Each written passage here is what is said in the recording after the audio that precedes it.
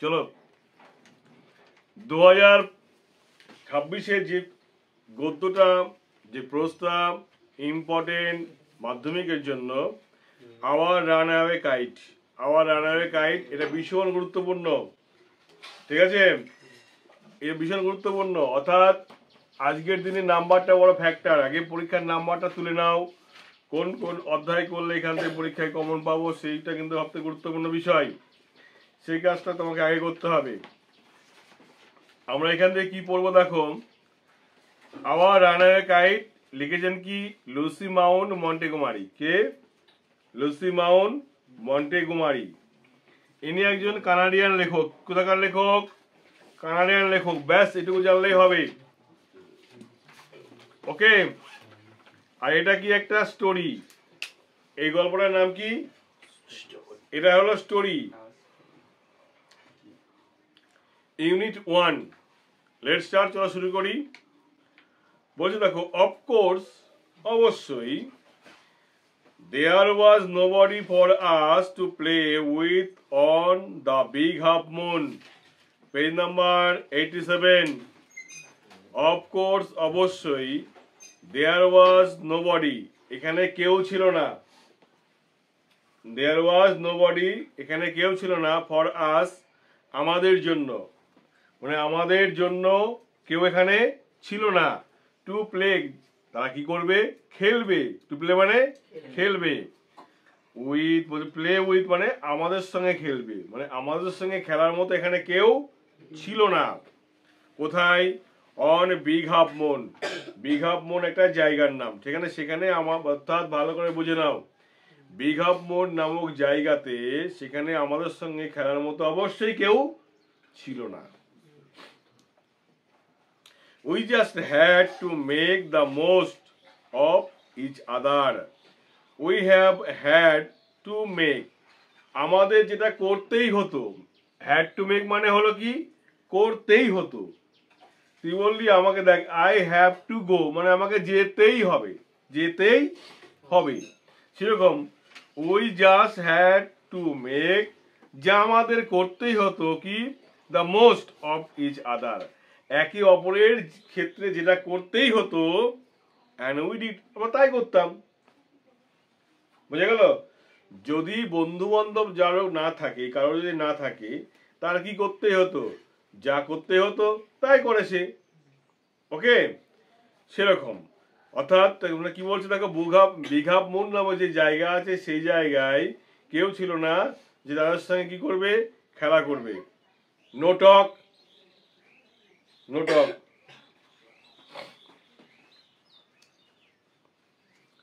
Of course there was, sorry, we just had to make the most of each other. আমরা একে অপরের ক্ষেত্রে যেটা আমাদের করতেই হতো, we did, আমরা সেটাই করতাম। We live on Big Half Moon Island. আমরা কি করতাম? বিগ হাফ মুন আইল্যান্ড যে দ্বীপটা ছিল, সেই দ্বীপে আমরা কি করতাম? থাকতাম। আমরা মানে কে এখানে? লুসি মাউন্ট মন্টেগোমারি, তার পরিবার। ঠিক আছে? থাকতো কোথায়? কোশ্চেন এলে ভালো করে বুঝে নেবে এই জায়গাটা। কিন্তু এখান থেকে 26-এ কোশ্চেন কিন্তু আসার চান্স 100%। এই জায়গাটা কিন্তু ভীষণভাবে দেখতে হবে এই জায়গাটায়। আমরা কি করতাম?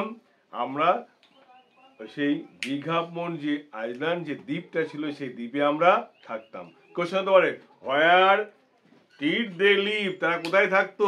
এই লাইনটার কোশ্চেন কিন্তু। ঠিক আছে? উই, আমরা বলতে কারা কারা ছিলাম দেখো। উই আর ফাদার, আমরা বলতে কারা কারা ছিলাম? বাবা, ফাদার মানে বাবা ছিল। ক্লড মানে আরেকজন ছিল। অ্যান্ড আই, এবং আমি ছিলাম। অ্যান্ড আন্ট এস্টার বলে একজন মানে পিসি ছিল। আন্ট এস্টার নামে একজন পিসি ছিল। এখানে পিসি, ঠিক আছে? মন্টেগোমারির পিসি বলছে এখানে। মিমি অ্যান্ড ডিক, আর কে ছিল? মিমি অ্যান্ড ডিক বলে দুই পিস্তাতো ভাই ছিল। কে ছিল? দুই পিস্তাতো ভাই ছিল। It use to be only father and Claude and I. It use to be only father, Claude and I. এই বিষয়টা শুধুমাত্র বলা হয়েছে কার ক্ষেত্রে?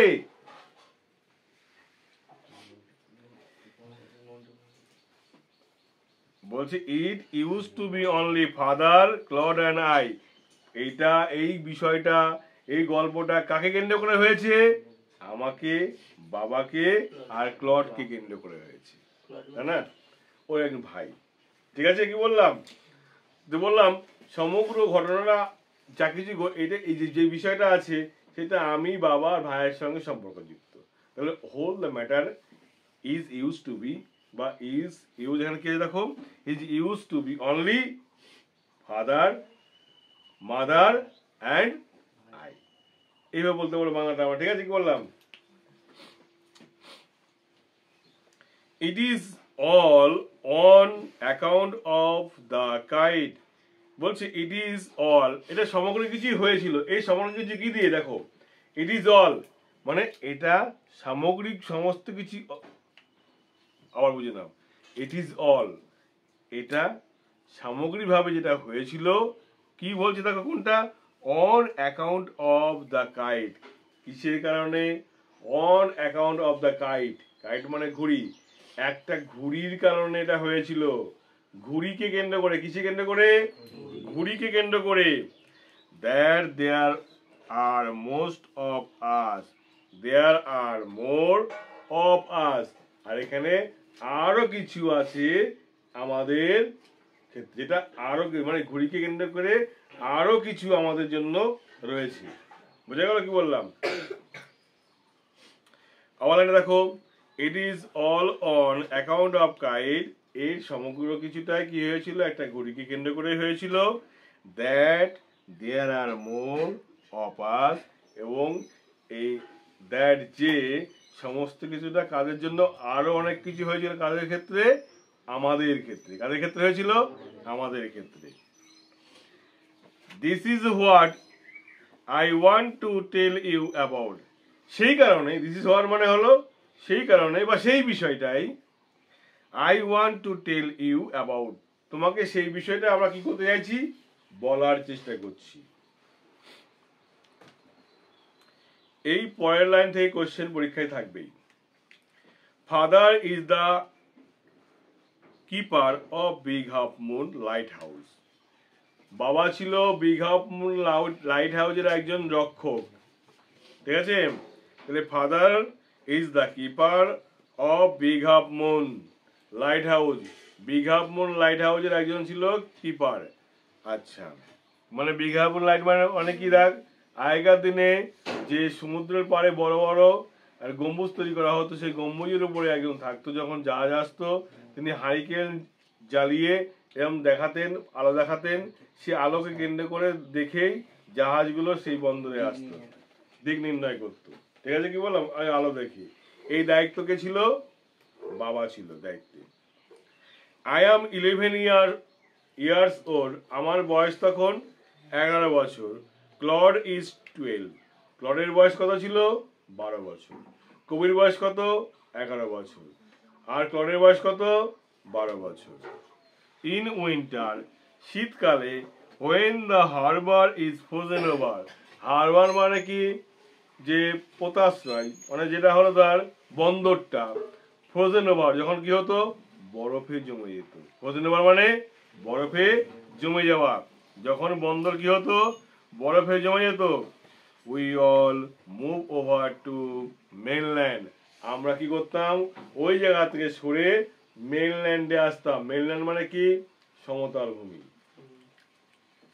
মানে দ্বীপ ছেড়ে দিয়ে সমতল ভূমিতে চলে আসতে হতো, কারণ তখন ওই দ্বীপটা পুরো বরফে জমে যেত, সেই কারণে। As soon as spring came, যেই স্প্রিং মানে বসন্ত চলে আসতো, back we sailed to our own dear island। আমরা আমাদের প্রিয় সেই দ্বীপে, ব্যাক মানে ফিরে যেতাম। যেই বসন্ত আসতো আমরা আমাদের প্রিয় সেই দ্বীপে ফিরে যেতাম। The funny part used to be, সবচেয়ে মজার বিষয় যেটা বলতেই হয়, যেটা ঘটেই চলতো, দ্যাট যে পিপুল অলওয়েজ পিটেড আস, লোকজন সবসময় আমাদেরকে পিরিয়ড মানে কি আমাদেরকে স্নেহ করত, তোষামত করত। when the time came for us to return, যখন যখন ফিরে যাওয়ার সময় হতো তখন কি করতো, লোকজন আমাদেরকে ভীষণ তোষামত করতো। এখানে পড়ছিস, তোদের চোখ মুখ দেখে মনে হচ্ছে তোরা পড়ার মধ্যে নেই, তোরা কোনো রোমান্টিক সিনেমা তোরা রয়েছিস। হ্যাঁ, আমার তো মনে হচ্ছে এখন নেমে যায়, আমি আজ থেকে 10 বছর আগেকার, চুলে মুঠি ধরে দেওয়ালে গুঁতে দিয়ে পড়ে একবারে।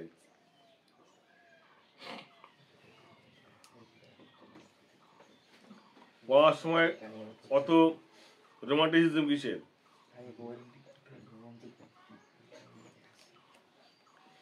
দে সেড, তারা বলেছিল, we must be so lonesome. Lonesome মানে একাকিত্ব, লোনলিসাম মানে একাকিত্ব। তারা বলেছিল we must be so lonesome over there, এখানে আমরা সবাই কি হবে, একা হয়ে যাব। কি হয়ে যাব? একা হয়ে যাব। With no other children near us, বলছে কারণ সেখানে কোনো অন্য ছেলে মেয়ে ছিল না। স্বাভাবিকভাবেই কোনো বাচ্চা কাচ্চা থাকলে সেই বাচ্চা কাচ্চা কি করে, একটা খেলার সঙ্গী খুঁজে পায়। যেহেতু বিঘা মনে বাবা কাজ করতো, সেখানে কেউ থাকতো, একটা দ্বীপে কাজ করছে, সেখানে কেউ যাবে? যাবে না। সেখানে বাবা যদি থাকতো, ওখানে কাজ করতো, ফলে কি হতো, আমাদেরকেও সেখানে থাকতো, তো অন্য অন্য ছেলেমেয়েরা সেখানে আসতো না, ফলে আমরা নিজেরাই খেলতাম। অফকোর্স, অবশ্যই, Claude and I would would have liked to have someone to play with us. Clod and I মানে ক্লড এবং আমি একটা আশাই করতাম কি, যে কোনো বাচ্চা কাচ্চা সঙ্গে কেউ একজন থাকবে যাদের সঙ্গে আমরা খেলবো। এ আশা করতো কে? কবি এবং তার ভাই। ঠিক আছে, ভাই তো হবে না, এখানে কি আছে, 12 তো তাহলে হবে দাদা। ঠিক আছে, 12 মানে দাদা নয়। ক্লড যদি 12 বছর বয়স হয় আর কবি ভাই যদি 11 বছর হয়, তাহলে দাদা সম্পর্কে হচ্ছে, দাদা বা দিদি যদি মেয়ে হয়, তাই না, দাদা হবে এখানে ক্লড। আচ্ছা, আচ্ছা, এবার দেখো, it is hard to run pirate cave. Pirate cave বা পিরাট কেভ মানে হলো গুহা মানবের খেলা। খুব কঠিন ছিল কোন খেলাটা খেলতে, এই গুহা। বলছে it is hard to play pirate cave, অর্থাৎ ওই গুহা মানবের খেলা, এটা খেলতে খুব কঠিন বা খেলতে হতো আমাদেরকে। কেন? বরফের মধ্যে গুহা মানব কোনো একটা কিছু গর্ত করে নিলাম, সেখানে খেললাম, বড় বড় ধসে যেতে পারে, মৃত্যু হতে পারে, ঠিক না? তাহলে এই যে বলছি it is hard to run pirate cave, গুহা মানবের খেলাটা খুব কঠিন হয়ে দাঁড়াতো। অ্যান্ড থিং লাইক দ্যাট, যে বিষয়গুলি ছিল এই যে, উইথ অনলি টু, কি কার সঙ্গে খেলবো, ছিলাম তো আমি আর ক্লড, আর কেউ তো নেই, খেলবোটা কার সাথে আমরা, ঠিক না? But we used to